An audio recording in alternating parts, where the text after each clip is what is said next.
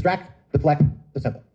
Hold on to those two words, distract and deflect, because I think this hearing is all about, look over here, not over there. So Professor Gerhard, I've heard concern about branding.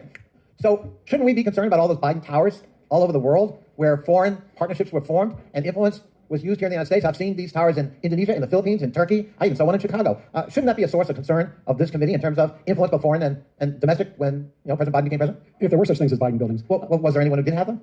I think we all know who had. Well, could you tell us? Because, just give me the name, Professor I think Gerhard. we're talking about Mr. Trump. Thank you. So when President Biden appointed his son to manage U.S. foreign policy both in the Persian Gulf and the Middle East peace, by the way, his son who couldn't qualify for getting a security clearance, but President Biden apparently granted it to him anyhow. And then after leaving the White House, getting a $2 billion deal, because we're told by Mr. Dubinsky follow the money, especially foreign money.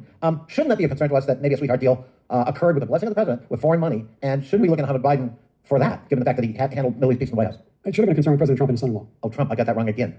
I'm sorry. Well, let's see. I'm looking at, I heard again, I think it was Professor Turley talking about, because he's not prejudging, of course, but he's just suggesting that maybe we want to look into criminal activity like obstruction, fraud, and abuse of power. So let's take fraud.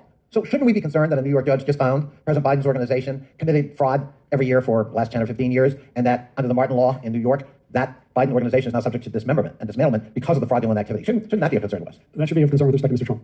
Mr. Trump again. And in this case, we're not speculating. A judge actually made that ruling? Yes, sir.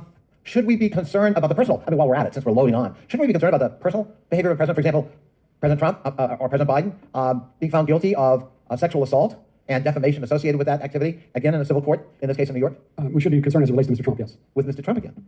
I just think that one of the reasons we're here is because somebody has been indicted in 4 different locales on 4 different sets of concerns with, I think, 81, 91 actual counts, and has been found guilty in 2 civil proceedings, one involving sexual behavior and one on actual corporate fraudulent activity. And we don't want to talk about any of that. We want to speculate about discredited testimony from discredited witnesses like Rudy Giuliani, whom we're afraid to subpoena.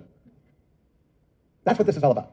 This isn't about our need to defend Joe Biden. This is about their need to make sure we get off topic, that we no longer talk about the pending criminal trials of the former president of the United States. And if anything's worthy of examination, that is, not this. I yield back.